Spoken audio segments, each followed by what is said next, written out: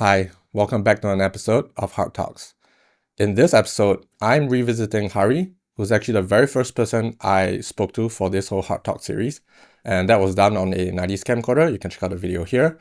And in that very first episode, I caught up with Hari to kind of find out how he was dealing with life being a sole caregiver for his dad, who had suffered a stroke, and the challenges of being a sole caregiver and so on. In this episode, I'm revisiting him again to find out what has changed since that very first video. The dynamics, how his dad is like, any changes in the household, that kind of thing. And this video was actually taken late last year. I just didn't have the time to edit it. But here we are now, and without further ado, let's get the footage rolling. So Hari, Yes, I'm sir. back here again at your place doing a follow-up interview after the one that we did with the 90s camcorder.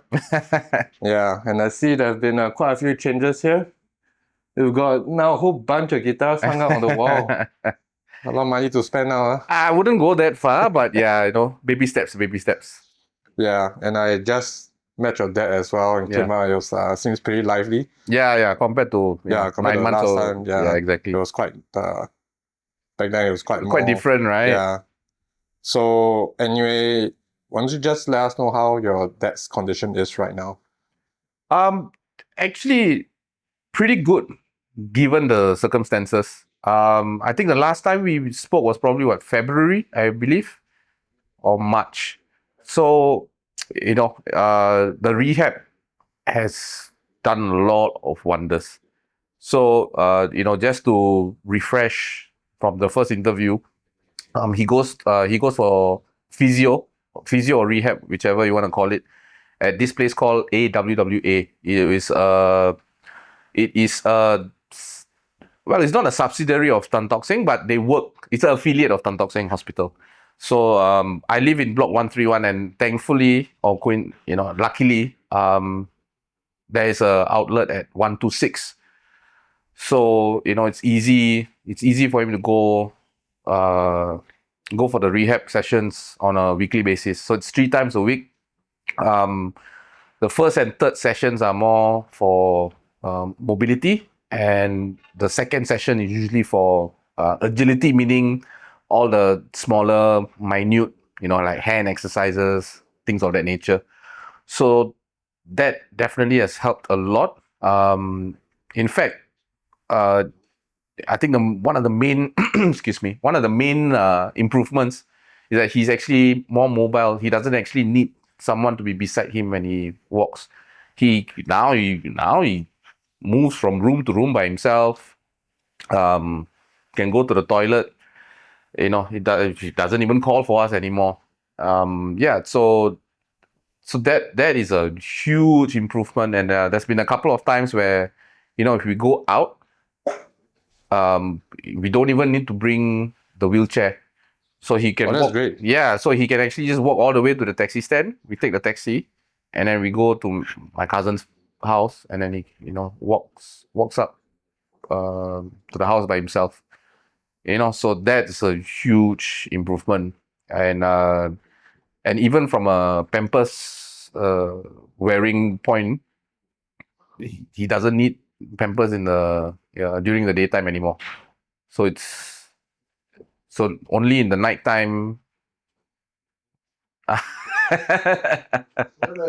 Yeah.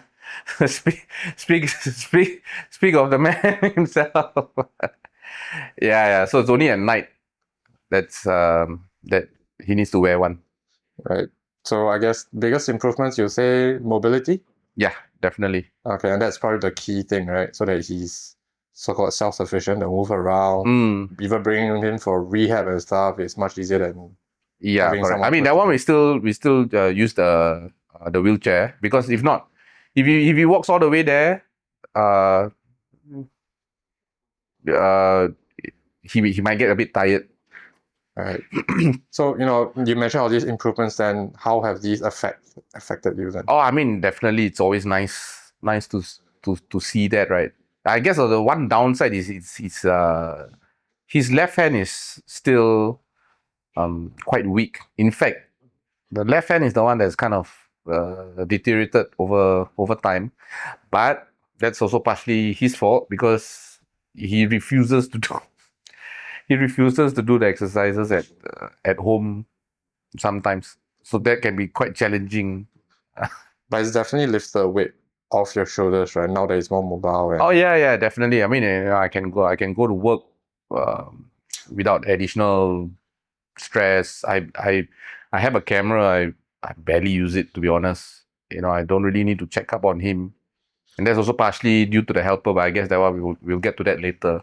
But yes, then speaking of helper, like how's she doing? Like I remember she's actually really, really good with your dad. yeah. When he came back and stuff. I saw that personally. And Oh yeah. has True. it also, do you actually speak to her about like whether she feels very mentally, strained or what, or she just took it all in stride, no display of any like stress? No, I mean, yeah, it took it all in stride. To be honest, I don't really have to talk to her about, her mental stress, only because she's a bundle of energy. And honestly, I mean, yes, she is my helper, but she is like the daughter that he never had. And she's really like the sister I've never had. So we are basically, honestly, a family. So, you know, if she's feeling stressed or whatever the case, yeah, she does open up to me, and usually that's because he might sometimes, out of frustration, maybe yell at her. Nothing to do with her, that kind of thing. So and she constantly talks to the family, her family back in Myanmar, on a daily basis. So video calls and whatnot. So because I don't limit her handphone usage. Okay, that's So nice. so yeah, half the time she's showing us her video call. She has a nephew, so she'll always show her father, her mom, her nephew, all that. Then previously we did touch on your anxiety issues mentally. So with regards to all these, like anxiety, stress, like is it better now? Do you still feel very cooped inside sometimes, or like now it's like all gone? No, I wouldn't go that far. Although I would like to, obviously, but no, unfortunately not. There are still cycles where it kind of hits me. Um, Thankfully, it doesn't affect my work or daily life so much. Maybe very extreme cases, it can be a little bit bad. But generally speaking, same thing compared to 6 months ago. It's definitely a step in the right direction. Yeah, I mean, me talking to you right now, I definitely can feel like a change in energy. Really? Like, yeah, Oh, you're okay. definitely more lively now and stuff like that. I think you've also been meeting friends outside, right? Outside here and there, but yeah, same thing. Because last time was like even though I technically could leave the house, obviously I was going for work, but like weekends I tend to just stay at home on the off chance that I need to be at home for whatever reason. So I don't really go out that much that time. But now, yeah, here and there. So that all helps lah. So, with all these improvements, like, are there any milestones that you hope to achieve, like within the next 12 months? Yeah, so that is something that I've been, I wouldn't say struggling with, but it's something that I've been contemplating about, like how to approach the matter. So what I mean by that is, I wanted to, like just make sure that I clear certain things first, and then after that, kind of, you know, um, do certain things that I want. So for example, I always wanted to get a guitar that I've been eyeing for 4 years. So I was, Right, you tell the camera how much you spend on the guitar? You say first, you say the price. Okay, yeah. So it was 2.7K including shipping. Yeah, okay. it has to be shipped all the way from US. I mean, it's a signature guitar, and I'm left-handed, unfortunately, so it sucks. Left-handed, we don't have much. Okay. Choices when it comes to guitars, man. Okay. Sorry. I mean, yeah, just teasing you, lah. But yeah, so the milestones, you're saying you. Yeah. So I wanted to like clear all my bills and credit card debt before I wanted to, then after that I was thinking, then I can focus on the wants. But I've kind of, well, not, yeah, I've kind of pivoted in a sense of like, I'm trying to do it concurrently. So like the bills are definitely coming down a lot. Same thing compared to 6 months. There's huge difference. So there's barely any debt. In fact, I'm going to be so-called debt-free next month. Oh, excellent, man. Yeah. So, I mean, it was a long, arduous journey. But, I can see the light, so-called the light at the end of the tunnel already. So that's why, like you said at the start of the interview, I've got some guitars, being hanged up. I got my baby dream guitar that I've been eyeing for 4 years. So like, a little bit of improvements to the house. So like, in fact, I mean, in my opinion, the house is like 90% to how I would like it. In fact, for Deepavali, I got a couple of shelves and I got a little bar thing for the kitchen. So, I'm waiting for that. Excited for that as well. You need curtains as well. Yeah, exactly. In fact, before you came, I was looking at smart curtains, right? No curtains, guys. Yeah, yes. Only in the hall and the man cave. The other rooms have curtains, just for the record. But yeah. All right, so this one's a bit more somber. But like are there any plans in place should you pass on earlier than your dad? Oh, for me, I thought it was the other way around. So maybe I saw your question wrongly. So I thought you were talking about if I have any plans, if something were to happen to. Wait, why not we go from that one first? And since you already thought about it, yeah. Okay. So that one, Tan Ting had a social worker last year that reached out to me, and I have a real estate agent. He's a close family friend, so he also gave me some advice. So, but basically, we have a will in place, power of attorney. Also, all that has been done.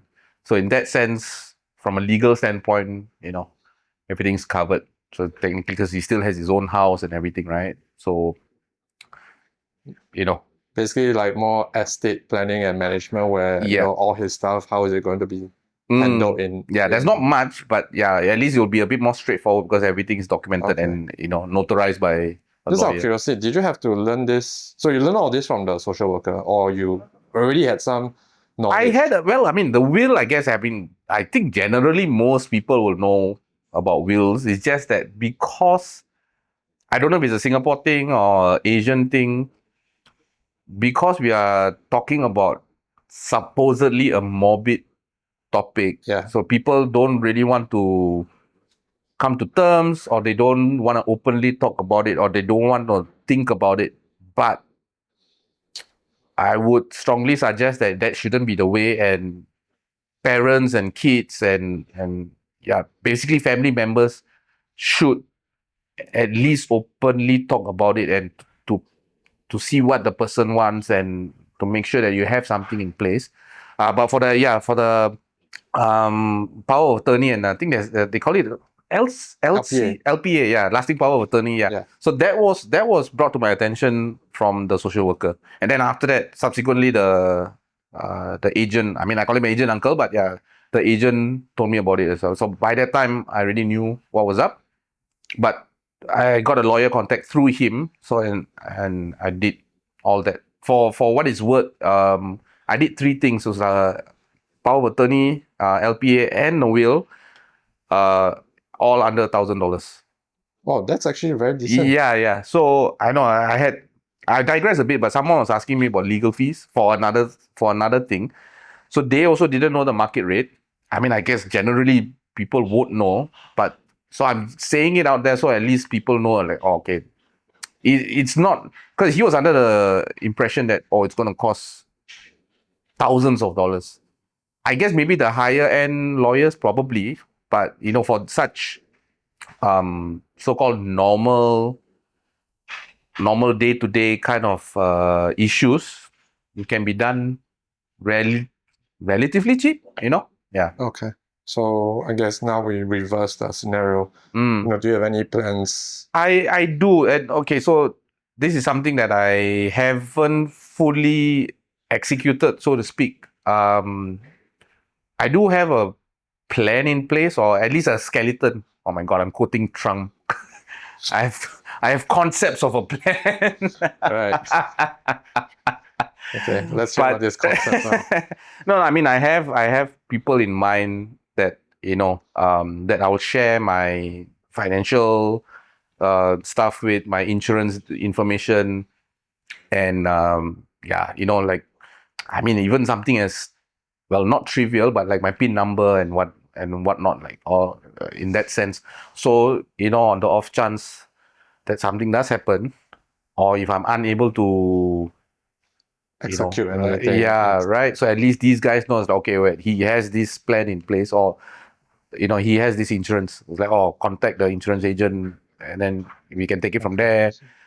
So you actually have someone who... I have someone, but I haven't spoken to the person yet. But I mean, Okay. anyway, it's family lah. So it's obviously a burden for them. But I mean, I'm sure if I ask them, they will say yes, because it's really on the it's just a contingency plan. So it's not as if they actually have to do something unless something happens. Okay. Yeah. So you actually have given thought to this. Yeah. So execution wise, like I said, no, but yeah, definitely it's always on the back of my mind, because I'm the only. Yeah, so I asked that because you're the only child. So yeah, exactly. Sometimes these things happen, touch Correct. Okay, but I mean, glad that you have something in place, because I'm the only child also. Yeah, exactly. So I mean, I guess in your case, probably your wife will know, but like in my case, I can't really tell the helper, because she wouldn't know much. Okay. So, 6 months on, like, are there any, looking back, are there any tips you would want to give people, more unique tips, I guess, like things that maybe initially you were like, weren't aware, and then you did this, and it was like quite like, oh, okay, this is actually very effective. I need to continue doing this. Could be about anything. To be honest, something unique, I don't think so. But it's usually cliches. So what I mean by that is, same thing. I was talking to my friend recently. He was basically let go from the company, or rather, sorry, they mutually decided to part ways lah. So before that, or rather after that, he had a safety net to kind of fall back on, but obviously he wasn't a sole breadwinner, but he is still jobless at the end of the day, right? So there was a lot of uncertainty, so-called staring into the abyss. Even though he could last comfortably for maybe 6 to 12 months, when is the job gonna come?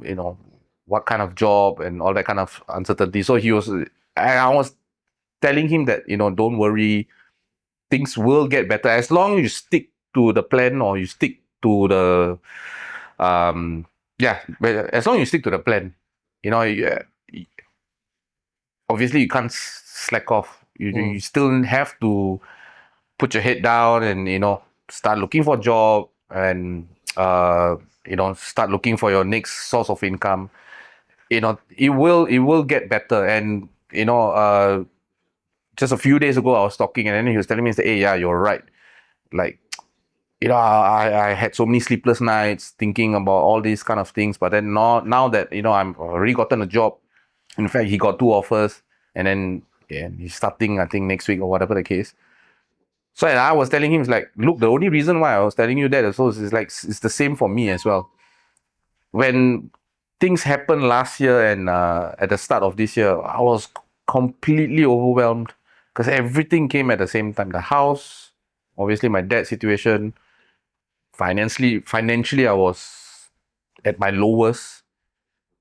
So same thing, looking back, okay, it's one of those cliches like as long as you stick to the plan, it's like, monthly, obviously I was, well, I mean, I could have been more prudent, but I was still prudent. I was making sure I kind of like hack away at the finance side of things, hack away at his physio, meaning to say that, I'm ensuring that he goes for his exercises, following up with the appointments and everything. And then after, you can see the improvements along the way.